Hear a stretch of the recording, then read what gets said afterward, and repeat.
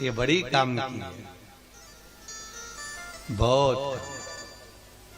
जो नहीं आ रहे हैं वो बाद में पछताएंगे कि कथा छूट गई। आज नहीं, बाद जो आ रहे हैं उनके भाग्य प्रखर है, भाग्यशाली जो मिल रहे। अब देवऋषि नारद ने कहा आपको देना चाहिए 108 कमल के पुष्प की बात, और आखिरी दिन आपके पास कुछ दो। क्या दे? फूल ही नहीं मिल रहा। नारद जी बोले मैंने कहीं सुना है नेत्र को कमल कहते हैं। कौन बोले? देवऋषि नारद। मैंने सुना नेत्र को कमल कहते हैं, इसलिए मुझे लगता है अगर कमल नहीं मिले तो अपना एक नेत्र निकाल कर दे दो शंकर जी को। भगवान विष्णु को प्रसन्नता हो गई। भगवान नारायण ने कहा वाह नेत्र, हाँ। और भगवान विष्णु ने अपना एक नेत्र निकाला त्रिशूल से और भगवान शंकर को दे दिया। शंकर 3 नेत्रधारी हो। कितने नेत्र? 3 नेत्र। शिव कितने नेत्रधारी हैं? 3 नेत्र। एक नेत्र किसने दिया है? भगवान विष्णु। शंकर भगवान ने पूछा बोलो आपको क्या चाहिए? प्रसन्न हूं मैं, आपने अपना एक नेत्र मुझे दिया। पहले शंकर जी के 2 ही नेत्र थे, एक भगवान विष्णु ने दिया, तब 3 हुए। मैं बड़ा प्रसन्न हूं, मांगो तुम्हें क्या चाहिए बोलो, क्या दिया जाए आपको? भगवान विष्णु कहते हैं एक बार युद्ध के मैदान में हार चुका हूं, अब हारूं ना, उसकी व्यवस्था कर दीजिए। शंकर भगवान के पास में सुदर्शन चक्र था, शिव जी ने अपना सुदर्शन चक्र भगवान विष्णु को दे दिया। शंकर जी हो गए 3 नेत्रधारी और नारायण हो गए सुदर्शन चक्रधारी। ये आप चक्र रख लो, अब आप हारोगे नहीं, जीतो। हारने का काम खत्म, अब विजय पथ तुम्हारे पास में। विजय तुम हारने वाले नहीं हो, अब विजेता तुम्हारे पास में सदा निवास करे। विजय तो शिव को पाना, भगवान विजेता के लिए शंकर का अनुमोदन करते हैं। विजय आप भी करो। कोई एग्जाम में बैठ रहे हो, सरकार की कोई परीक्षा दे रहे हो, किसी एग्जाम में बार बार इंटरव्यू दे रहे हो, नहीं निकल रहे हो, चाहे सीए की हो चाहे किसी की भी हो, एक काली मिर्ची शंकर भगवान के शिवलिंग पर चढ़ाई, दूसरी काली मिर्ची को दरवाजे की चौखट पर रख दीजिए। चौखट जानते हैं? चौखट पे रखकर अपने उल्टे पांव को उस काली मिर्ची पर रखिए और घर से बाहर निकल जाइए एग्जाम के लिए, आप उसमें उत्तीर्ण हो जाएंगे। हार नहीं सकते, विजेता आपको प्राप्त हो। काली मिर्ची को नेत्र बिंदु कहा गया। भगवान विष्णु की विजयता के लिए भगवान विष्णु ने अपना नेत्र शंकर को दिया था। शंकर ने सुदर्शन चक्र दिया। आप काली मिर्ची शिव को समर्पित कर कर फिर जाइए, आपको लाभ मिलेगा, फल की अनुभूति होगी, फल की प्राप्ति। महाराज शंकर की कथा कर रही है। भगवान ब्रह्मा आज भगवान विष्णु के पास में, और भगवान विष्णु के पास में आकर ब्रह्मा जी ने कहा, महाराज नारायण से बोले, नारायण मेरे को मालूम है कि आप मेरे पिता हैं, मैं जानता हूं आप मेरे पिता हैं। ब्रह्मा जी के पिता भगवान विष्णु हैं, क्योंकि भगवान विष्णु की नाभि से कमल का पुष्प हुआ, कमल के पुष्प के ऊपर ब्रह्मा जी प्रकट हुए, तो आप मेरे पिता हैं ये मैं जानता हूं। पर ब्रह्मा जी बोले मैं अपने पिता को तो जानता हूं पर अपने दादाजी को नहीं जानता। अर्थात दादाजी कौन? मतलब भगवान विष्णु के पिता। तो मेरे पिता आपके पिता कौन? आपका पिता कौन? भगवान विष्णु का पिता कौन है? ये बहुत बड़ा संशय है लोगों के दिमाग में कि भगवान विष्णु का पिता कौन। तो भगवान विष्णु से पूछा गया आपके पिता कौन है? भगवान विष्णु कहते हैं बस यही तो भ्रांति है ब्रह्मा तुम में कि तुम उस परमात्मा को नहीं जानते जो जगत का कल्याण करने वाले, वही मेरा पिता है। होता है बच्चों की एक आदत रहती है, बच्चे जब एल्बम देखते हैं ना मम्मी की शादी का, पापा की शादी का, तो पूछते मम्मी इसमें सब दिख रहा है, मैं कहां गया? तो मम्मी कहती बेटा तू पैदा ही नहीं हुआ इसलिए तू दिख नहीं रही। सब दिखते हैं पर वो नहीं दिखता। पिता ओझल है, पिता का प्रतिबिंब ओझल है। सर्वस्वता महाराज दुनिया के लोग कहते हैं मां प्रथम है, शिव पुराण कहती है पिता प्रथम से भी प्रथम है। कमा कमा कर ला कर देते जाता है, खुद भूखा सो जाता है। जिस दिन से विवाह कर कर आया, धर्म पत्नी को लेकर आया, तो ये भाव होता है कि इनको भूखा न रखा जाए, कैसे भी कमाई करूं, इनका भरण पोषण करना मेरी जवाबदारी। बच्चे हो गए, पत्नी तो उठाकर कह देती है जाओ बैग दिला के लाओ, जाओ जरा कॉपी दिला कर लाओ। पर बाप से तो पूछो, जब बैग लेने जाता है, एक एक बैग जब 500 700 1000 का आता है, किताबें इतनी महंगी आती है, तो बाप भी सोचता है कि यही अगले साल का काम आ जाए तो अच्छा है। बाप की जवाबदारी कितनी है। पत्नी तो कहती है,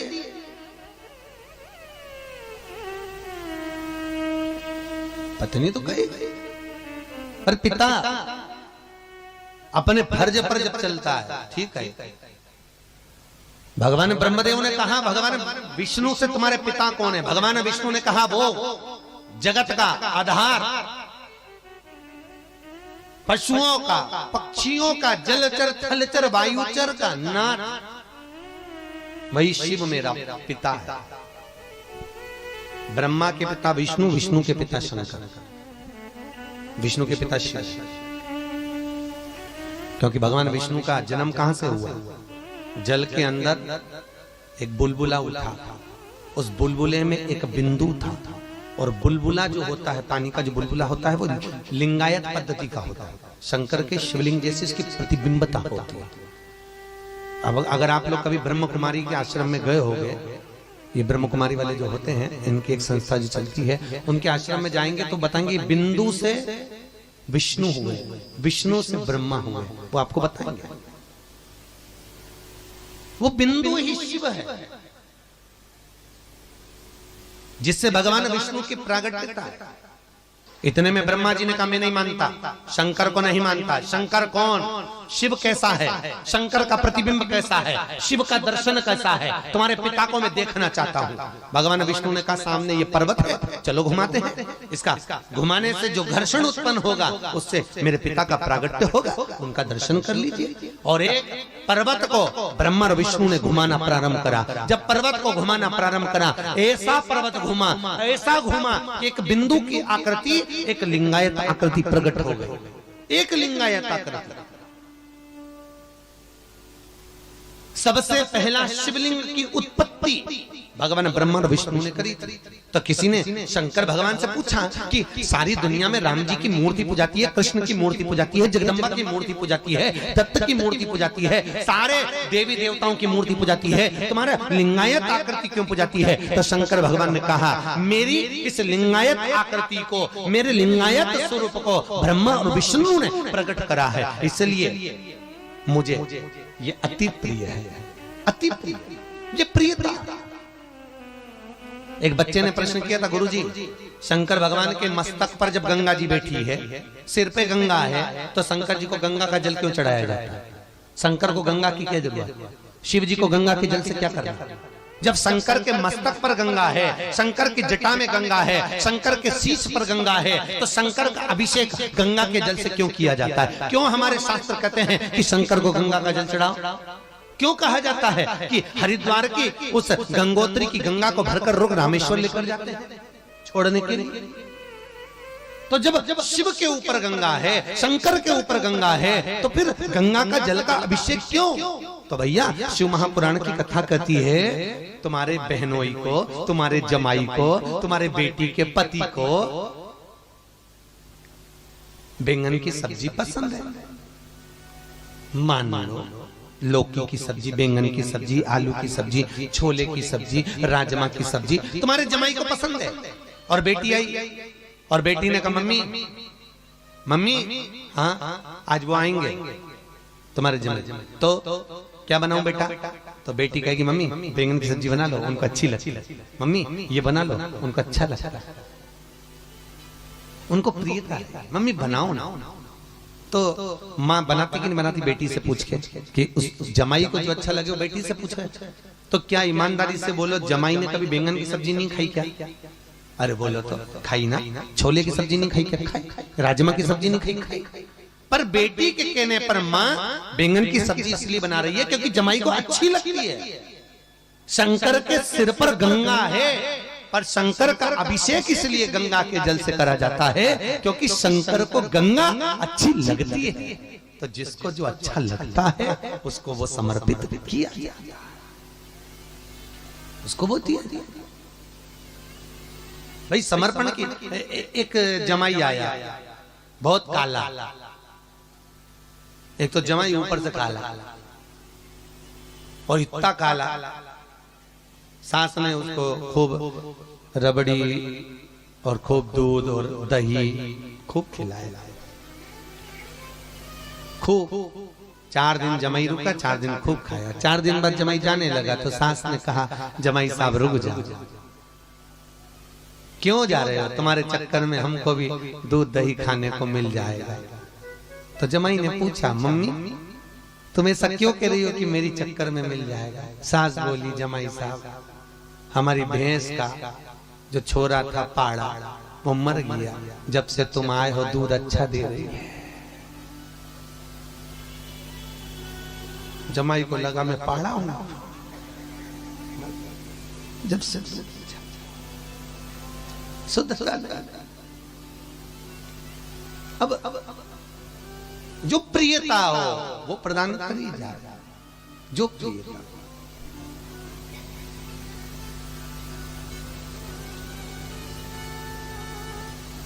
भगवान शिवलिंग की उत्पत्ति हो गई। ब्रह्मा और विष्णु ने कहा ये मेरे पिता हैं। ब्रह्मा जी कहते ठीक है, इनके चरण कहां हैं और इनका मस्तक कहां है? शिवलिंग का चरण कहां होता है, सिर कहां होता है, किसको मालूम? तुम्हारे पिताजी के चरण कहां है, सिर कहां है? भगवान विष्णु बोले पिता को जानना बहुत कठिन है, बहुत कठिन। दुनिया में माता पिता को जानना बहुत कठिन है। वो तो जब मर जाते हैं तब आंख में आंसू भर आते हैं, हमारी माँ ऐसी थी, हमारे पिता ऐसे थे, तब याद आता है। तब और तो भी आंख में आंसू आ जाए तो बहुत बड़ी बात है आज के जमाने में। तो रीजी जी बहुत बड़ी बात है। अब इनके चरण है कहां? माता पिता को जानना, माता पिता के हृदय चित्त की गहराई को जानना कठिन है। बड़ी बहू को लगता है सास छोटी को ज्यादा चाहती है,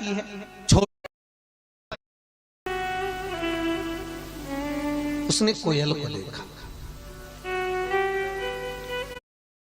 दिया ये अच्छा वो बुरा, ये अच्छा वो बुरा। में जाकर अभी भगवान विष्णु को भगवान शंकर के चरण नहीं मिले। वापिस ब्रह्मा जी जाते गए, ऊपर जाते जाते ब्रह्मा ने देखा बहुत ऊपर आ गया पर भगवान का सिर नहीं मिला। छोर शिवलिंग का, शंकर के प्रतिबिंब का, शंकर के स्वरूप का आखिरी छोर नहीं मिला। और जिसका और छोर का ठिकाना नहीं हो वही शंकर, जिसका प्रारंभ और अंत ना हो वही शिव है। आजन्मा जिसका जन्म ही नहीं, शंकर का जन्म नहीं हुआ आज। इसलिए उनकी जब शादी हुई थी तो कन्यादान करते समय पंडित जी ने मंत्र बुलवाए थे। और कन्यादान करते ना तो संकल्प, आप क्या होता कि नहीं होता, संकल्प दिलवाते कन्यादान का। तो ब्राह्मण देवता ने संकल्प छुड़वाया हिमालय राज के यहाँ, नाम शंकर, गोत्र शंकर, पिताजी का नाम शंकर, दादाजी का नाम शंकर। तो पंडित जी के तो बहुत क्रोध आया। पंडित जी ने कहा ये दूल्हा, ये दूल्हा जिसको अपने बाप का नाम नहीं मालूम, ने दादा का नाम नहीं मालूम, हर बात में शंकर शंकर कह दिया, ये कुछ चढ़ा चढ़ू के आया है, ये दूल्हा। हिमालय राज ने कहा पंडित जी कोई बात नहीं, आप डबल से पूछ लो। फिर संकल्प दिलवाया, क्योंकि कन्या जिसको दी जाती है उसका नाम गोत्र बोलना पड़ता है।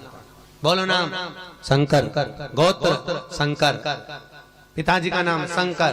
पंडित जी तो उठ के खड़े हो गए, ये मेरी ठिठोली कर रहा है, ये दूल्हा मेरी हंसी उड़ा रहा है, इसको इसके पिताजी का नाम नहीं मालूम। पार्वती जी बाजू में इतना घूंघट करके बैठी थी, हाथ जोड़ रही, प्रभु शादी अच्छे से क्यों नहीं कर लिया। शंकर भगवान बोला अच्छे से शादी कर रहा हूँ, क्या बोल रहा, तो क्या पिताजी का नाम क्यों नहीं बताते। तो शंकर जी बोले पिताजी का तो नाम बता रहा हूं। तो क्या तुम्हारे पिताजी का नाम शंकर है। भगवान बोले हाँ। तुम्हारे दादाजी का नाम भी शंकर, हाँ। अब वो देखो पंडित जी चले गए, पार्वती जी जैसी बोली पंडित जी चले गए। शंकर भगवान बोले जान दे, अभी अभी आएगा, तू चिंता मत कर, तू तो चुपचाप बैठी रहे, शादी कर। तो शादी कहीं करो, पंडित जी तो है ही नहीं, शादी कौन कराए।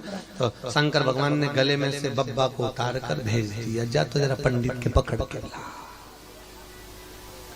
अब जैसे ही बब्बा गए, पंडित की धोती में जैसे बड़ा पंडित दौड़ मंडप में, और मंडप में जैसे पंडित जी आए और जो मंत्र बोलना चालू करे, ऐसे ऐसे मंत्र पंडित जी बोले, बोले जा बोले जा बोले जा, चुप ही नहीं हो। एक मिनट जब पंडित चुप नहीं हो, पार्वती के मर जाएगा बेचारा। भगवान शंकर बोले तू तो शादी कर ले, देखा जाएगा बाद में, तू तो कर।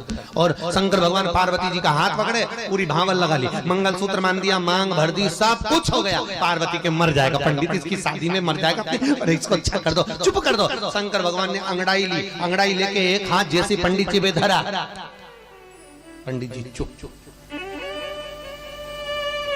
चुप चुप, पूरी शादी हो गई। हिमालय राज ने आकर पंडित जी से पूछा महाराज जी विवाह की दक्षिणा क्या दे। पंडित जी हाथ जोड़ के बोले मेरे घर छोड़ दिया, दूसरी बार नहीं आऊंगा, दूसरी बार घर छोड़ दिया। आज जन्मा है वो, उसका जन्म ही नहीं हुआ।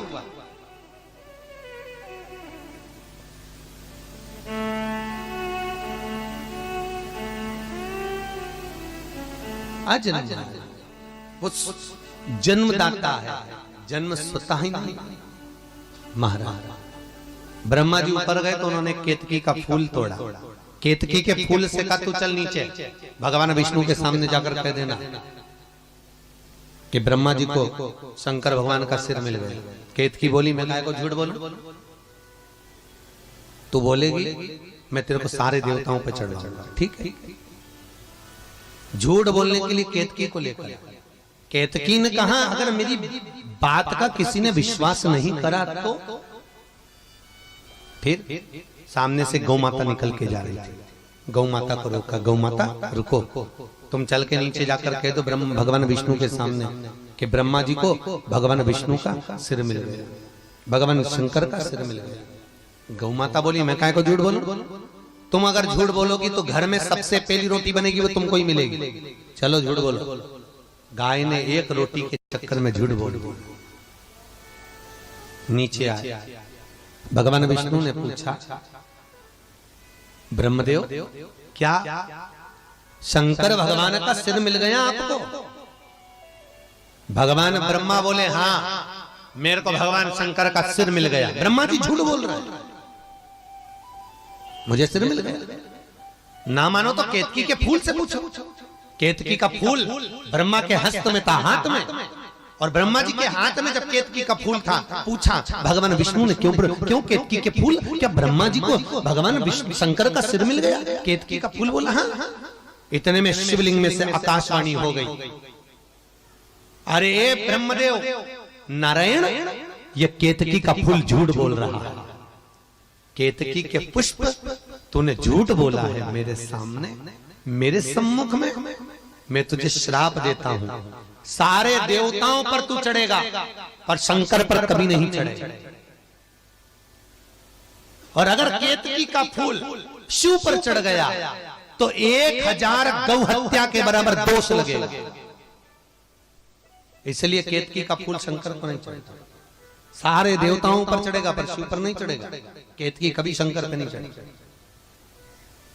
तूने और फिर निवेदन करूंगा साहब, किसी भी मंदिर में झूठ बोलोगे चल जाएगा, पर शंकर के मंदिर में कभी झूठ मत बोलना, बुढ़ापा नरक जैसा निकलता है साहब। क्योंकि शंकर को सबसे ज्यादा प्रिय क्या है? सत्यम शिवम सुंदर। शंकर को सत्य प्रिय है।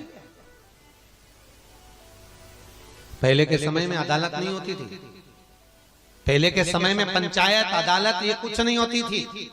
पहले के समय में कोई निर्णय लेना होता था तो भेजते थे, चल उठ शंकर के मंदिर में चल, उठा गंगा जली और कह दे तूने ऐसा नहीं करा। गंगा जली उठाना मतलब शंकर को हाथ में ले लेना। शंकर के मंदिर में एक झूठ, शंकर के मंदिर में बोला हुआ एक कपट वाक्य व्यक्ति के बुढ़ापे को नरक जैसा निकालता था।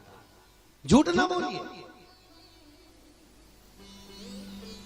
हम तो आपसे भी निवेदन करते हैं, शंकर की कथा में बैठे हो, शिव पुराण में घर के लोगों को बोलकर आओ कि हम शिव पुराण में जा रहे हैं। किसी का फोन आए तो भी कह दो कि हम शिव पुराण में बैठे हैं। ये मत बोलना कि मैं घर में बैठे, तुम घर पे आ जाओ या मैं यहाँ हूं। नहीं, झूठ मत बोलो, जो बोलना बिल्कुल सत्य बोलो। शंकर की कथा में तुम 3 घंटा बैठे हो, 3 घंटे तुम्हारे मुख से सत्य निकलना है।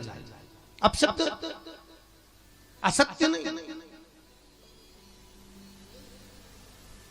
एक गांव के पंडित जी मर गए, बड़े विद्वान, बहुत बड़े विद्वान, मर के नरक चले गए। गांव के लोग मर के जब नरक में गए तो गांव के लोगों ने बताया ये तो बहुत विद्वान पंडित जी थे, कितने बड़े कथाकार, कितने बड़े संत, और मर के नरक में आ गए। पंडित जी से पूछा कि महाराज जी तुम तो इतने विद्वान थे, इतने विद्वान, और तुम मर के नरक में आ गए, तुम्हें तो स्वर्ग जाना था, नरक में क्या कर रहे हो? पंडित जी बोले क्या करूं, ये मेरी पत्नी के चक्कर में आ गया। तो पत्नी के चक्कर में काहे को आ गए? पत्नी ने तुम्हें नरक भेज दिया। और क्या, रोज सुबह सुबह तैयार होके मेरे सामने आके खड़ी हो जाती और खड़ी होके बोलती मैं कैसी लग रही। अब रोज मेरे को बोलना पड़ता तू अच्छी लग रही, रोज बोलना पड़ता अच्छी लग रही, तो उसमें क्या है अच्छी लग रही? इतनी सी बात पे तुम नरक कैसे पहुंच गए? तो पंडित जी बोले रोज झूठ बोलना पड़ता था ना। तो पत्नियों से निवेदन, कभी पति से मत पूछो मैं कैसी लग रही, बेचारा नरक चले जाएगा, मतलब हुआ। अब सत्य बोले तो झूठ बोल दो। अब केतकी का पुष्प झूठ बोल दिया। भगवान ब्रह्मा जी बोले ये आकाशवाणी झूठी है, ना मानो तो गौ माता से पूछो, गौ माता से पूछो, गाय से पूछो। क्यों गौ माता? क्या ब्रह्मा जी को शंकर भगवान का सिर मिला है? गौ माता ने कहा हाँ, ब्रह्मा जी को शंकर भगवान का शीश मिला है। जैसे ही गौ माता बोली, भगवान शंकर के शिवलिंग में से आकाशवाणी हो गई कि ये गौ माता झूठ बोल रही, ये गौ माता झूठ बोल रही। आकाशवाणी हो गई, और आकाशवाणी होते से भगवान शंकर ने कहा, भगवान शिव बोले गौ माता तो जगत की माँ होकर, जगत की माता होकर तुम मेरे सामने झूठ बोल रही है। शंकर कहते हैं गौ माता मैं तुझे श्राप देता हूं, तेरा पूरा शरीर पूजा जाएगा पर तेरा मुख अपूज्य माना जाएगा, क्योंकि तूने झूठ बोला। तो झूठ बोली। और ध्यान दीजिए, गौ माता का पूरा शरीर पूज्य है पर गाय का मुख अपूज्य है। अपूज्य तो झूठ बोली है, तूने झूठ कहा है। इसलिए हिंदू धर्म में सारे दान आगे से होते हैं। जो भी अन्न दान, वस्त्र दान, स्वर्ण दान, मुद्रा दान, कन्या दान, पर हिंदू धर्म में गौ माता का दान पीछे से होता है, गाय की पूंछ पकड़, आगे से नहीं होता। हिंदू धर्म में सारी परिक्रमा आगे से होती है, और गौ माता की परिक्रमा पीछे से चालू होती है, पूंछ से चालू होकर पूंछ पे विराम होती है। क्योंकि गौ माता तूने झूठ बोला, तू असत्य बोली और तू झूठ कह रहे। महाराज भगवान शिव ने स्थापित करा, ब्रह्मा जी फिर भी कह रहे हैं आकाशवाणी झूठी है। भगवान शंकर को क्रोध आया, शंकर भगवान ने अपने पांव के नख को तोड़ा, तोड़कर फेंका, उससे काल भैरव को प्रकट कर लिया। और काल भैरव को प्रकट कर कर भगवान स्वयं शंकर कहते हैं, काल भैरव इस ब्रह्मा का सिर काट दे जिस मुख से ये झूठ बोल रहा है। काट ब्रह्मा का सिर। और काल भैरव प्रकट हुआ और भैरव को प्रकट कर कर, ये जो माता जी के साथ में भैरव जी होते हैं, ये भगवान शंकर के अवतार है,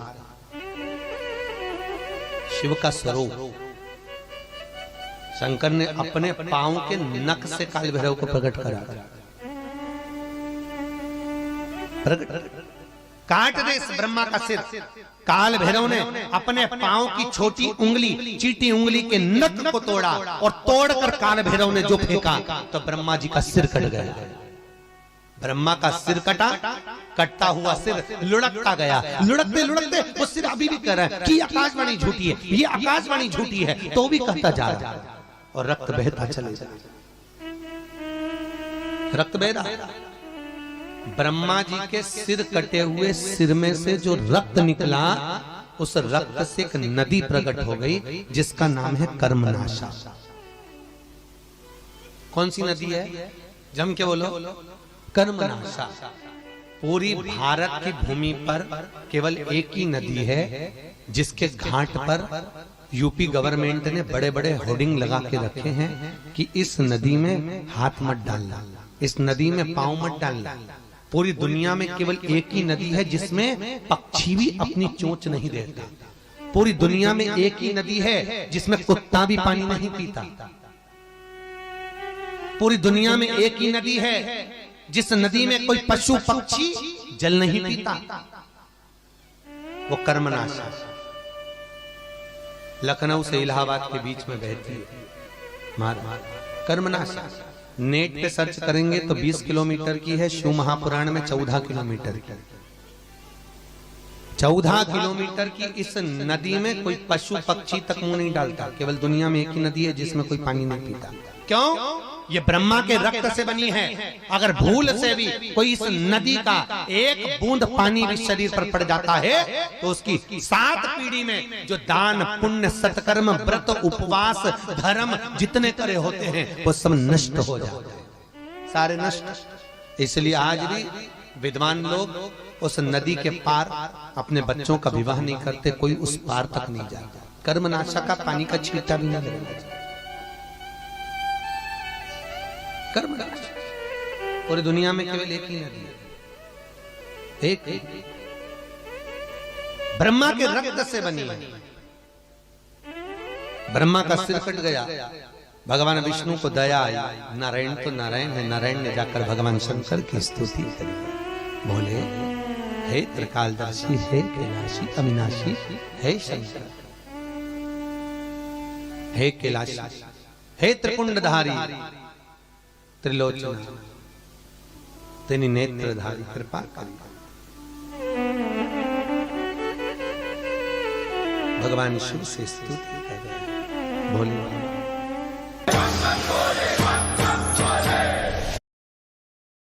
कई बार Naimisharanya. Welcome to 800 Doctor, your reliable on-call medical service in Dubai and across the UAE.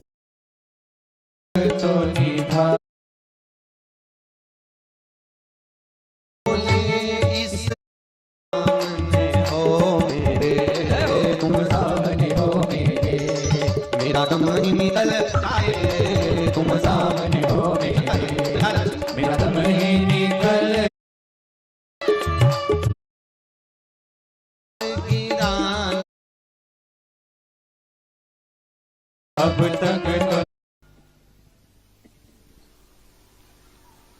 Shankar की कथा कर, भगवान विष्णु शिव से स्तुति कर रहे हैं। हे कैलाशी, अविनाशी, करुणा सागर करुणा कर। माना ब्रह्मा ने झूठ बोला है, सिर कट गया है, पर ये कटे हुए सिर को, ब्रह्मा का जो सिर कटा है, इसका करेंगे क्या? दुनिया के लोग ईर्ष्या करेंगे इससे, ये झूठ बोला हुआ सिर है जो कटा हुआ पड़ा। कि दया की न हो जो आदत तुम्हारी, इबादत बहुत। उसके बाद भी भगवान की कृपा देखिए, भगवान विष्णु स्वयं बोल रहे हैं आप करुणा करिए। तो शंकर भगवान ने कहा क्या चाहते हो नारायण? नारायण कहते हैं ये ब्रह्मा का जो कटा हुआ सिर है इसके ऊपर कुछ कृपा कर दो। भगवान शिव ने कहा अगर आप बोलते हो तो ब्रह्मा का जो झूठ बोला हुआ कटा हुआ सर है, भगवान शंकर कहते हैं इससे बड़का पेड़ उत्पन्न होगा, बट वृक्ष। इस पेड़ के नीचे सौभाग्यवती स्त्रियां अपने सौभाग्य के लिए पूजन करेंगी। इस पेड़ के नीचे कोई देवता नहीं, केवल मैं पूजाऊंगा। पूर्वजों के लिए, पितरों के लिए इस पेड़ के नीचे पूजन करी जाए। और मेरा एक नाम इसी वृक्ष के नीचे मैं विराजमान होऊंगा तो वटकेश्वर महादेव के रूप में पूजाऊंगा। कौन से महादेव? वटकेश्वर। जिसका अदालत में कोई कार्य चल रहा हो, प्रशासनिक कोई कार्यवाही हो, केस निपट नहीं रहा हो, तो बड़ के पत्ते के ऊपर शंकर का एक बालू का शिवलिंग बनाइए और बालू का शिवलिंग बनाकर उसकी पूजन करिए बड़ के पेड़ के नीचे, वटकेश्वर महादेव के नाम से। उसकी पूजन करें, दूध दही चढ़ाओ, उसी दही को, चढ़े हुए दही को चम्मच में निकाल कर लिया, उसको किसी वस्त्र पर लगा लो, कोई रुमाल आदि पर, और जो अदालत में जा रहे हो किसी कार्रवाई के लिए और अपने पक्ष में अगर निर्णय नहीं आ रहा तो उसको जेब में रखकर लेकर चले जाइए, आपके पक्ष में वो जवाब आ जाएगा। बहुत दिनों से अगर कोई फाइल अटकी हुई है, कोई प्रशासन में कोई जमीन, कोई जायदाद, कोई अटकी हुई है, नहीं हो रहा, तो वटकेश्वर महादेव का पूजन करना प्रारंभ करें। कौन से महादेव? वटकेश्वर, जो बड़ के पेड़ के नीचे विराजमान होते हैं, वट वृक्ष के नीचे जो विराजमान है, वटकेश्वर महाराज। यही वटकेश्वर महादेव के शास्त्र कहता है जिसको पथरी की बीमारी हो जाती है ना, स्टोन हो जाता है कहीं किडनी के पास, कहीं लीवर के पास, कहीं अन्य अन्य जगहों पर स्टोन जिसको हो जाता है, पथरी की बीमारी, तो जो दुर्वा होती है, तो दुर्वा को महाराज बड़ के पेड़ के नीचे शंकर को समर्पित कर कर वही दुर्वा वटकेश्वर महादेव के पेड़ के नीचे वटकेश्वर महादेव का स्मरण कर कर चबा चबा कर खा लेने से, दुर्वा ये सादी दुर्वा, तो सफेद नहीं, सादी चबा चबा कर खा लेने से महाराज कुछ ही दिनों में पत्थरी समाप्त हो जाएगी, स्टोन की बीमारी। वटकेश्वर महादेव, भगवान वटकेश्वर का स्मरण करिए। कोई कार्य उलझ रहा है, बहुत दिनों से लगे हो, व्यापार आज चल रहा है, एक दिन छुट्टी है, फिर व्यापार चल रहा है, फिर नीचे घाटा आ रहा है, फिर चल रहा है, फिर घाटा आ रहा है, वटकेश्वर का स्मरण करिए।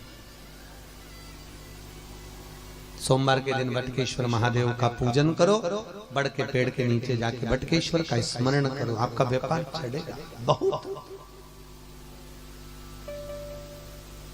वटकेश्वर महादेव का पूजन एक जगह और काम आता है, कोई पैसा खा के भग गया, नहीं दे दिया, 25,000 फोन लगा दिया, पैसा नहीं आ रहा, बहुत प्रयास कर लिया, नहीं मिल रहा, तो पीपल का पत्ता, बड़ का पत्ता नहीं, पीपल के पत्ते पर शंकर के शिवलिंग का निर्माण करना, उसकी पूजन करना। महाराज पूजन कर कर जो व्यक्ति ने रुपया खाया है उसी का नाम लेकर ये पीपल के पत्ते पर बने हुए शिवलिंग को बहते हुए पानी में उसका नाम लेकर छोड़ दीजिए, जितना रुपए का बगा। मात्र 4 महीना भी शांति से नहीं बैठ सकता, वो आपका पैसा लौटा कर वापस जाएगा, पांव पड़ कर जाएगा कि ये रुपया पकड़। रुकने नहीं देते। बटकेश्वर महादेव स्वयं बड़ का जो पेड़ होता है, आप कभी बड़ के पेड़ के नीचे कभी जाकर बैठना, ऐसा लगता है जैसे वीराने जैसा, रुकने नहीं देते। गया हुआ पैसा भी वापस। बटकेश्वर महादेव का स्मरण चित्त वृत्ति में सुख का अनुभव करा। एक बार दोनों हाथ उठाकर प्रेम से बोलेंगे, बोले बटकेश्वर महादेव की हर हर। भगवान शंकर बटकेश्वर महादेव के रूप में विराजमान हुए। समय आया, आगे भगवान स्वतः बोले। भगवान शिव जी ने भगवान ब्रह्मा जी को क्षमा करा, चले और ब्रह्मदेव से कहा, ब्रह्मा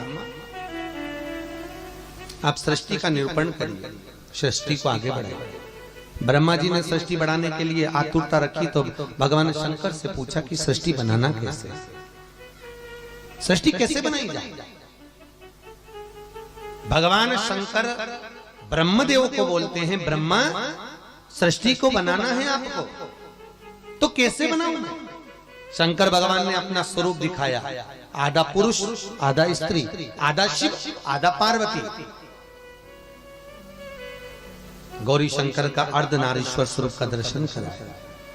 बस ऐसी ही सृष्टि बना दो, आधे पुरुष बना दो आधे स्त्री बना दो। अब भगवान शंकर ने कहा था आधे पुरुष आधे स्त्री बना दो, तो ब्रह्मा जी ने सृष्टि बनाई। थोड़ी देर बाद भगवान शंकर और भगवान विष्णु घूमते हुए आए, तो उन्होंने आकर देखा जो ब्रह्मा जी ने सृष्टि बनाई थी, पुरुष और स्त्री को अलग अलग बनाना था, इन्होंने भेला करके बना दिया।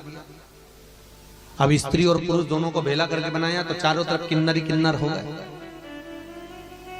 अब जहां देखो वहीं किन्नर, जहां देखो वहीं पर ताली ठोकते हुए दिख रहे, जहां देखो वहीं किन्नर ही किन्नर। कोई नाचता हुआ मिल रहा, कोई ताली बजाता मिल रहा, कोई घूमता हुआ मिल रहा। तो भगवान विष्णु ने भगवान शंकर से पूछा, ये इतनी सारी सृष्टि किन्नर ही किन्नर, ये कैसे आ गए।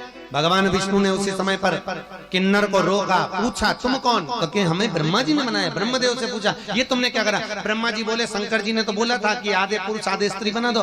भगवान विष्णु बोले शंकर जी बोले थे आधे पुरुष आधे स्त्री बना दो। अगर 2 पुरुष बनाओ तो 2 स्त्री बनाओ, 5 पुरुष बनाओ तो 5 स्त्री बनाओ, तुमने तो दोनों को भेला करके बना दिया। ब्रह्मा जी बोले गलती हो गई। अब ये सृष्टि का करेंगे क्या,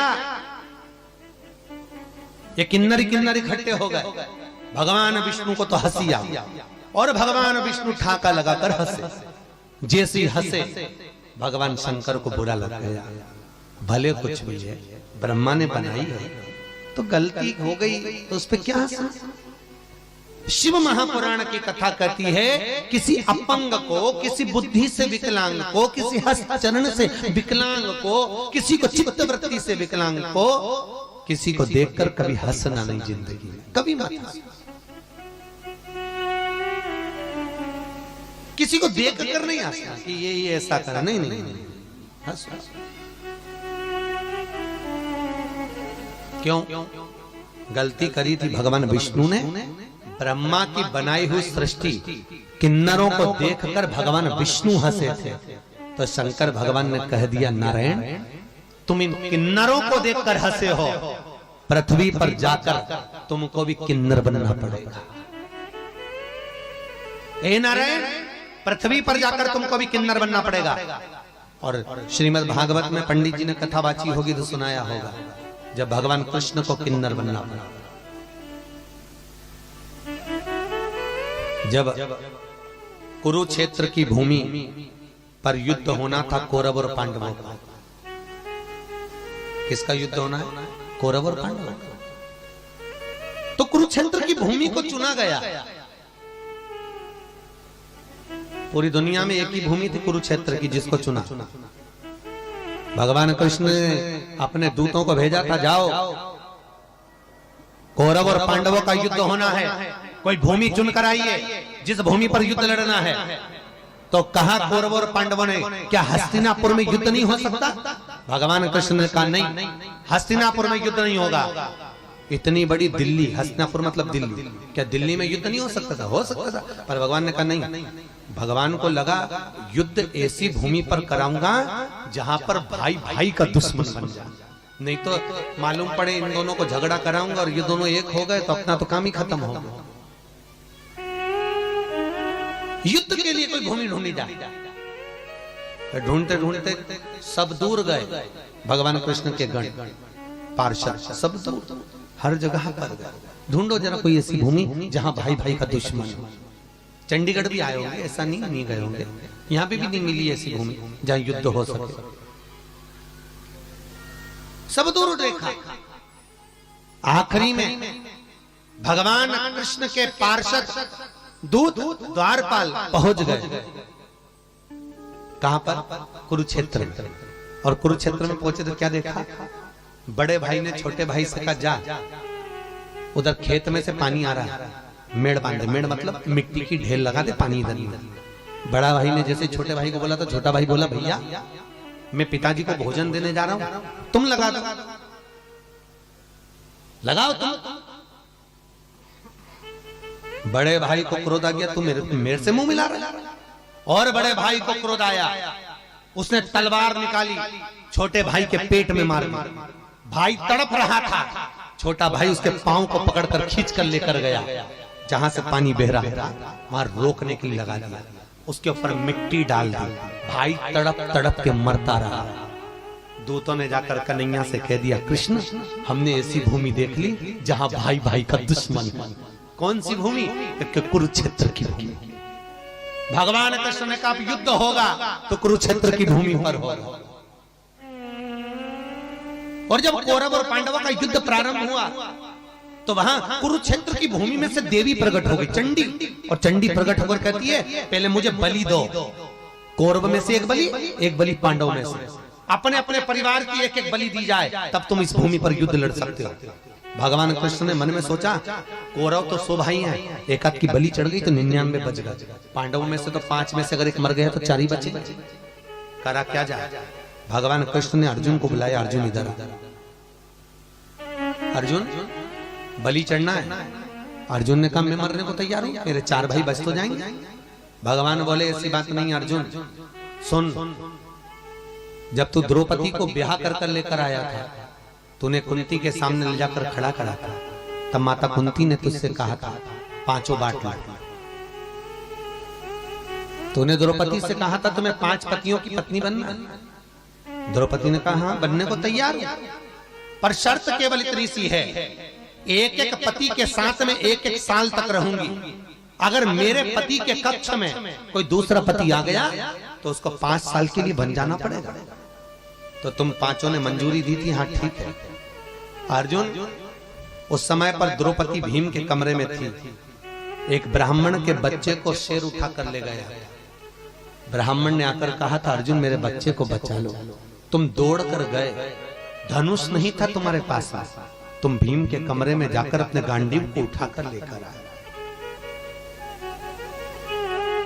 जब गांडीव धनुष को लेकर आए, शेर से तुमने ब्राह्मण के बच्चे को बचा लिया, पर द्रौपदी ने हाथ जोड़कर कहा तुम्हें 5 साल के लिए बन जाना पड़ेगा। तुम 5 वर्ष के लिए बन गए हो, और 5 वर्ष के लिए जब तुम बन गए तो तुमने नागों की कन्या उलूपी के साथ में विवाह कर लिया। विवाह करा, तुम्हारा एक बेटा हुआ जिसका नाम था आरावन। तुम्हारा बेटा हो गया आरावन। अर्जुन अब बलि चढ़ना है तो तुम्हारे बेटे को लेकर आओ, उसकी चढ़ाई। तुम 5 को नहीं मरने दूंगा, जाओ। अर्जुन गए, आरावन को लेकर आए। जब तक आरावन बड़ा हो गया था, आरावन ने कहा पिताजी चिंता मत करो, मैं एक एक कौरव को मार मार कर काट काटूंगा, तुम चिंता मत करना पिताजी। भगवान कृष्ण ने आरावन से कहा रावण हमें तुमसे युद्ध नहीं लड़वाना, हमें तुम्हारी बलि चढ़ाना। आरावन कहता है दादा मेरी बलि चढ़ा दो, बलि मना नहीं है, पर दिक्कत इतनी सी है दादा मैं कुंवारा हूं। कल कथा में आपको कहा था कि कुंवारा अगर कोई मर जाता है तो उसको पिंड तर्पण तिलांजलि नहीं लगती, उसको नहीं लगती। आरावन कहता है दादा मैं कुंवारा हूं, और अगर आज मैं कुंवारा मर गया तो ना तो मुझे तर्पण मिलेगा ना तिलांजलि मिलेगी। कोई ब्राह्मण को भोजन भी कराएगा तो मुझे नहीं मिलेगा, कोई पिंडदान भी करेगा गंगा के घाट पर तो मुझे नहीं मिलेगा। मैं कुंवारा नहीं मरना चाहता, पहले मेरी शादी कर दो फिर मेरी बलि चढ़ा। भगवान कृष्ण ने अर्जुन नकुल सहदेव भीम युधिष्ठिर को बुलाकर कहा कोई कन्या ढूंढो जिसके साथ में आरावन की शादी करना। अब एक रात के लिए कौन बाप अपनी बेटी को ब्याहेगा, कौन कन्यादान करेगा? किसी ने बेटी नहीं दी। भगवान कृष्ण को चिंता लग गई, अगर इसकी शादी नहीं हुई तो कल बलि किसकी चढ़ाएंगे, और कल का ही दिन बाकी है। भगवान को याद आ गया कि मैं ब्रह्मा की सृष्टि किन्नरों पर हंसा था, तब शंकर जी ने मुझसे कहा था तुम्हें पृथ्वी पर जाकर किन्नर बनना पड़ेगा। भगवान कृष्ण को याद आया, तब भगवान कृष्ण ने एक रात के लिए किन्नर का रूप धारण करा और किन्नर का रूप रखकर उस आरावन के साथ में विवाह। दूसरे दिन बलि चढ़ गई आरावन। आज भी किन्नरों की शादी होती है एक रात। किन्नर लोग मंगलसूत्र पहनते हैं, मांग भरते हैं, बिछुड़ी पहनते हैं। कई माताएं पूछती हैं, कई लोग पूछते हैं तुम्हारा पति कौन है, इनका पति कौन, तो किन्नर का पति आरावन। आज भी किन्नरों का विवाह एक घड़े के साथ होता है रात्रि में 12 बजे, और दूसरे दिन वो घड़े को फोड़ा। एक रात्रि का विवाह। भगवान कृष्ण को भी इसलिए शास्त्र कहता है किसी अपंग को, किसी विकलांग को, किसी बुद्धि से विहीन को देखकर नहीं हंसना, नहीं तो हो सकता है कि अगला जन्म हमारा इसी का। हमें नहीं हंसना, ये भगवान की बनाई हुई प्रकृति है, ये भगवान का बनाया हुआ सृष्टि खंड है। इसको देखकर हम क्यों हंसे? हम किसी पर एक उंगली उठाते हैं तो ये 3 उंगलियां हमारे ऊपर जाती है कि तुम अंदर झांक कर देखो तुम कैसे। उसमें एक गलती है, 3 गलतियां हम में भरी हुई। हम अच्छा देखें, हम अच्छा बोले, गलत ना हो। नयन जल भरा हुआ है, नेत्रों से अश्रु बह रहे। समय आया इधर ब्रह्मा ने सृष्टि खंड को बढ़ाया, भगवान शंकर तप में लीन होते हैं, नेत्रों से नीर बहता है। एक अश्रु भगवान शंकर के नयन से नीचे गिरा, जिससे रुद्राक्ष का वृक्ष उत्पन्न हुआ। माता पार्वती के नयन अश्रु से बेलपत्री का वृक्ष होता है, और शंकर जी के नयन अश्रु से रुद्राक्ष का वृक्ष। रुद्राक्ष महाराज एक मुखी से लेकर 14 मुखी तक रुद्राक्ष होते हैं। कितने मुखी तक? 14। शिव महापुराण में 14 मुखी तक लिखे हैं, स्कंद पुराण में 16 मुखी तक। जितना छोटे से छोटा रुद्राक्ष होता है उतना फल देता है। एक मुखी रुद्राक्ष लक्ष्मी की वृद्धि करता है। 3 मुखी रुद्राक्ष बच्चों की विद्या के लिए होता है। कोई बच्चा पढ़ने में कमजोर हो, विद्या में चित्त नहीं लगता हो, उसके कमरे में या उसके गले में लाल धागे में 3 मुखी रुद्राक्ष को धारण कर दीजिए, रख दीजिए, बच्चा पढ़ने में होशियार हो जाता है। 3 मुखी। 7 मुखी रुद्राक्ष कैसा रुद्राक्ष होता है, जिस रुद्राक्ष को अगर कोई भिखारी भी, कोई गरीबड़ा ठेला चलाने वाला, हाथ ठेला चलाने वाला भी अगर 7 मुखी असली रुद्राक्ष को लाल धागे में अपने शरीर पर धारण कर लेता है तो वो करोड़पति बन जाता है। कभी भिक्षुक नहीं दे सकता, पर असली 7 मुखी रुद्राक्ष। महाराज 9 मुखी रुद्राक्ष गर्भावस्था के लिए रहता है। कोई नारी का 4-5 महीने गर्भ ठेरता हो, फिर गिर जाता हो, फिर गर्भ ठेरता हो, फिर गिर जाता हो, फिर गर्भ ठेरता हो, फिर गिर जाता हो। बार बार नारी के साथ में गर्भस्थ नारी का गर्भ जाता हो तो 9 मुखी रुद्राक्ष उस नारी को अपने गले में धारण कर कर रखना चाहिए। उसका गर्भ कभी नहीं गिरेगा, पूर्ण गर्भ होगा और बच्चा स्वस्थ पैदा होगा, स्वस्थ जन्म। 9 मुखी। 11 मुखी रुद्राक्ष और 12 मुखी रुद्राक्ष ये ब्लड प्रेशर वालों के लिए होते हैं। जिसको ब्लड प्रेशर की गोलियां खाना पड़ती हो, 11 मुखी रुद्राक्ष और 12 मुखी रुद्राक्ष, इन दोनों रुद्राक्ष को एक पानी के पात्र में डाल दीजिए और पानी के पात्र में डालकर सुबह सुबह हाथ में पानी को लेकर 5 बार पी लीजिए। उस जल को रोज पी लीजिए प्रतिदिन। बीपी लेवल में आ जाएगा। ब्लड प्रेशर की जो बीमारी है 1 महीने के अंदर समाप्त हो जाएगी, बीपी लेवल में बना रहेगा। फिर आपको कहीं बीपी नाप कर देखना, नब्बा कर देखना, लेवल में ही प्राप्त होगा। महाराज अगला वर्णन आया है भगवान शिव का स्मरण करने, सुख का अनुभव। माता पार्वती नयन बन कर बैठी थी, उनके नेत्र से अश्रु गिरा, उससे बेलपत्री उत्पन्न हुई। काय का वृक्ष उत्पन्न हुआ? बेलपत्र। पूरी दुनिया में केवल एक बेलपत्र का वृक्ष कैसा होता है जिस वृक्ष के नीचे माता लक्ष्मी शाम के समय पर बुआरी लगाने के लिए जाती है, झाड़ू लगाने के लिए, बेलपत्री के पेड़ पे।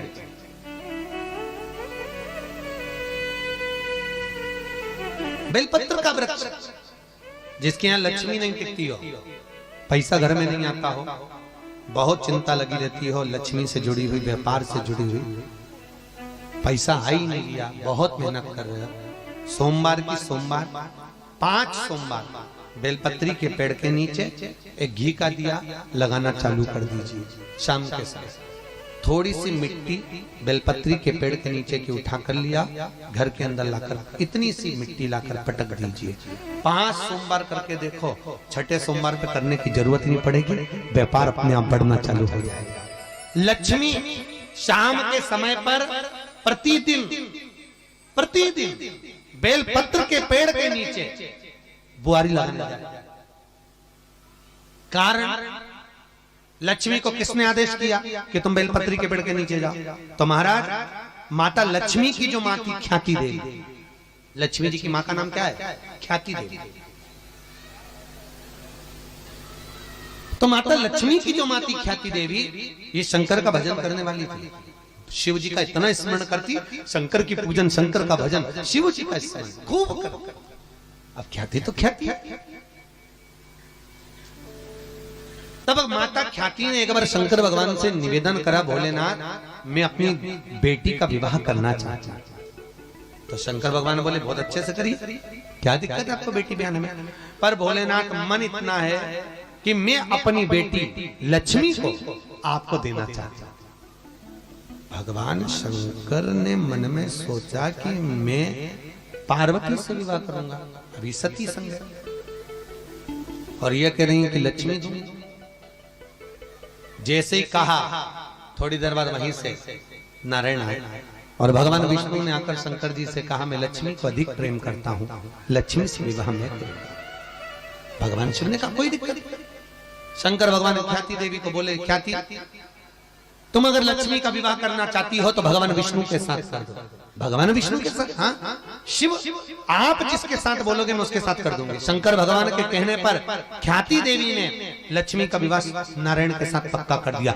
जैसे ही नारायण के साथ में लक्ष्मी का विवाह पक्का हुआ, लक्ष्मी जी की बड़ी बहन दरिद्रता, जिसको लोग ज्येष्ठा देवी दरिद्रता देवी कहते हैं, उसको गुस्सा आता है।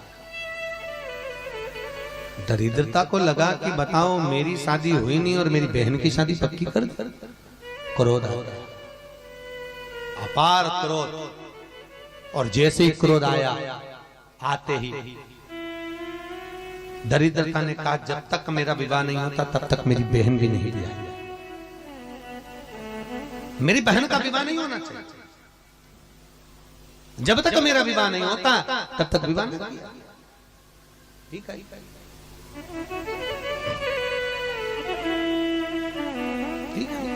अब भगवान विष्णु से भगवान शिव जी ने कहा कोई वर ऐसा ढूंढिए जिसके साथ में विवाह हो जाए दरिद्रता देवी का। अच्छा, आप में से कितने लोग हैं जो अपने घर में लक्ष्मी जी की जगह दरिद्रता को बुलाते होंगे? कोई बुलाता अपने घर में दरिद्रता को? कोई दरिद्रता देवी को नहीं बुलाता, लक्ष्मी। अब कौन बुलाए? कहा महाराज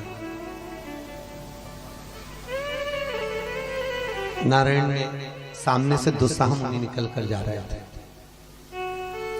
दुस्साह मुनि को बुलाया, दुस्साह जी इधर आइए, आप शादी कर लीजिए। दुस्साह जी ने कहा मैं तो कुंवारा रहूंगा, मैं तो संत, मैं साधु, मैं सन्यासी, मैं तपस्वी, मैं साधक, मैं उपासक, मैं विवाह नहीं कर सकता।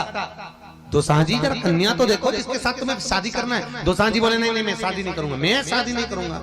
अरे कन्या तो देखो। जैसे ही दुस्साह मुनि को लक्ष्मी जी की बड़ी बहन दरिद्रता को दिखाया गया, दरिद्रता को जैसे ही दिखाया, दुस्साह जी ने शादी के लिए हाँ भर दी। ये तो बड़ी सुंदर है, बड़ी सुंदर। अपार सुंदरता है। दुसा जी ने दरिद्रता से शादी कर ली, लक्ष्मी की शादी नारायण के साथ हो। अब दुसा मुनि जैसे ही दरिद्रता को लेकर चले तो अपने घर में दुसाहा जी के यहाँ पर यज्ञ हो रहा था। ओम ब्रह्मवे स्वाहा, ओम विष्णवे स्वाहा, ओम प्रजापते स्वाहा। यज्ञ। अब जैसे यज्ञ की आवाज दरिद्रता देवी को सुनाई पड़ी तो दरिद्रता तो भागी और भाग के सीधे पीपल के वृक्ष के नीचे जाके बैठ गई। सीधे दरिद्रता पीपल के पेड़ के नीचे। दरिद्रता देवी पीपल के पेड़ के नीचे जाके बैठी, इसलिए हमारे हिंदू धर्म में घर में पीपल का पेड़ नहीं लगाया गया, क्योंकि उसके नीचे दरिद्रता का निवास होता है। पीपल के पेड़, दरिद्रता पीपल के पेड़ के नीचे जाकर बैठ गई। और पीपल के वृक्ष के नीचे जैसी दरिद्रता जाके बैठी तो लक्ष्मी ने भगवान विष्णु से कहा, मेरी बहन की शादी को बहुत समय हो गया, मिले चलो एक बार मेरी बहन से मिलकर आते। चलो भगवान विष्णु गए। अब लक्ष्मी, तुम किसी के यहाँ जाओगे मिलने के लिए तो ईमानदारी से बोलो, मिठाई लेकर जाओगे कि नहीं जाओगे? मीठा लेकर। अब लक्ष्मी जी ने जैसे मीठा दिया दरिद्रता को, दरिद्रता ने डब्बा खोला तो उसमें मिठाई देखकर दरिद्रता को क्रोध आ गया। अब दरिद्रता को जैसे क्रोध आया, दरिद्रता ने मिठाई का डब्बा उठाकर फेंक दिया।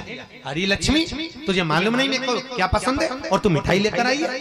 लक्ष्मी जी ने कहा, जी मुझे मालूम है तुझे खट्टा और तीखा पसंद है, तो फिर मीठा क्यों लेकर आई? कौन ने कहा तुझे मीठा लेकर आ? कौन ने कहा तू मिठाई लेकर आ? जी मुझे मालूम था तुझे खट्टा और तीखा पसंद है, फिर मीठा क्यों लाई? गलती हो अब नहीं। महाराज, लक्ष्मी और दरिद्रता प्रतिदिन रोज घूमने निकलते हैं। प्रतिदिन दुनिया के लोग लक्ष्मी को घर में बुलाने के लिए मिठाई का डब्बा, शक्कर, गुड़ घर के अंदर, रसोई घर के अंदर रखते हैं। और दरिद्रता देवी कहीं हमारे घर में प्रवेश ना करे, दरिद्रता हमारे घर के अंदर ना आए, इसलिए लोग दुकान के दरवाजे पर, घर के दरवाजे पर नींबू मिर्ची टांग कर रखते हैं। क्या रखते हैं? नींबू मिर्ची। आप लोगों ने देखा होगा कहीं कहीं नींबू मिर्ची टंगा हुआ, तो कई लोग कहते हैं नींबू मिर्ची क्यों टांगते हैं? तो क्या नजर के लिए? नजर के लिए नहीं। लक्ष्मी की बड़ी बहन दरिद्रता रोज प्रतिदिन घूमने निकलती है और लक्ष्मी भी घूमने निकलती है, तो दरिद्रता हमारे घर में प्रवेश ना करे, इसलिए दरवाजे से ही नींबू मिर्ची खाकर दरिद्रता बाहर की बाहर चले जाए, इसलिए नींबू मिर्ची दरवाजे पर। और मिठाई घर के अंदर, लक्ष्मी अंदर आ, मिठाई दरवाजे पर नहीं रहती, लक्ष्मी भीतर प्रवेश कर जाए। महाराज, इसलिए हमारे हिंदू धर्म में बेटी की विदाई में 3 चीजें नहीं दी जाती। 3-4 चीजों का बड़ा भेद है महाराज। पहले नंबर पर सुई, बेटी की विदाई में नहीं देते। दूसरे नंबर पर झाड़ू, बेटी की विदाई में नहीं देते। तीसरे नंबर पर चलनी आटा छानने वाली, बेटी की विदाई में नहीं देते। चौथे नंबर पर अचार की बरनी, बेटी की विदाई में नहीं देते। जिस बेटी की विदाई में अचार की बरनी दी जाती है, जिस बेटी की पहली विदाई में अचार दिया जाता है, उस घर में बेटी कभी सुखी नहीं रह सकती। वो तन से, मन से और धन से वो दुखी ही रहे, उसके घर में वो सुख नहीं भोग सकती कभी कभी। इसलिए बेटी की विदाई में अचार नहीं देते। पर आज के जमाने में तो बेटी के जो ससुर होते हैं वो 25 बार कह देते हैं, बेटी तेरी मम्मी के हाथ का अचार चला लिया। अब इनको बताए तो बताए कौन कि आचार क्यों बेकार वर्जित? वो दरिद्रता का भाव, वो दरिद्रता का निवास नहीं लिया। दरिद्रता पीपल के वृक्ष के नीचे। भगवान विष्णु ने कहा, दरिद्रता देवी अब हम जा रहे हैं, पर लक्ष्मी और नारायण इस पीपल के वृक्ष के नीचे आपसे मिलने के लिए आए थे। आज शनिवार का दिन है, जो पीपल के वृक्ष के नीचे शनिवार के दिन आकर पीपल की पूजन करेगा वो संपदा को पाएगा, क्योंकि लक्ष्मी और नारायण दोनों इस पीपल के नीचे आए। और सुनो ए दरिद्रता देवी, 7 दिन तक हम इस पीपल के वृक्ष के नीचे रहे। इस पीपल के वृक्ष के नीचे जो 7 दिन पूजन पाठ अर्चना कुछ भी करेगा, वहां भगवान विष्णु की कृपा बनी रहे। इतने में दरिद्रता उठ के खड़ी हो गई। दरिद्रता ने कहा, वारे नारायण, मेरे वृक्ष के नीचे आप आए और आप ही आपका गुणगान गा रहे। नारायण, इस वृक्ष के नीचे एक दिन मेरा भी होना चाहिए। भगवान ने कहा, दिया। ए दरिद्रता देवी, 7 दिन में से एक दिन, रविवार का दिन, इतवार का दिन तुम्हारा रहेगा। जो पीपल के पेड़ के नीचे रविवार के दिन आएगा, दरिद्रता, तू उसके घर में प्रवेश कर जाना, तू उसके घर में चली जाए। इसलिए हमारे हिंदू धर्म में रविवार के दिन पीपल के वृक्ष के नीचे बैठा नहीं जाता, पीपल के वृक्ष के नीचे जाया नहीं जाता।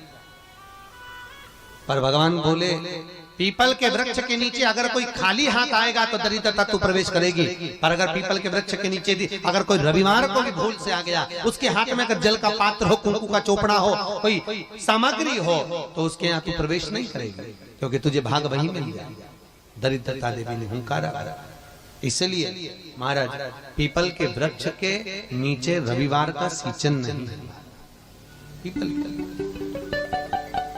भगवान शिव की स्तुति का आनंद सुख का देने, शास्त्र कहता है भगवत भजन का मूल बिंदु है शिव की कथा। महाराज, आया समय भगवान आनंद में विराजमान हुए, चारों तरफ सुख ही सुख समाहित हुआ। आगे षष्ठी प्रकरण का क्रम प्रारंभ होता है। आगे की कथा को कल कथा के क्रम में आगे बढ़ाएंगे। शंकर और पार्वती का सुंदर विवाह होगा। सती खंड की ओर आगे बढ़ेंगे। और कौन सी वो वस्तुएं हैं जिसका दान कर दिया जाए तो नारी कभी विधवा होकर नहीं मरती, अखंड सौभाग्य लेकर जाती है। उस वस्तु का दान कल की कथा में श्रवण करेंगे। आज की कथा को यह विराम करते हैं। अक्षितम कैशवम राम नारायण।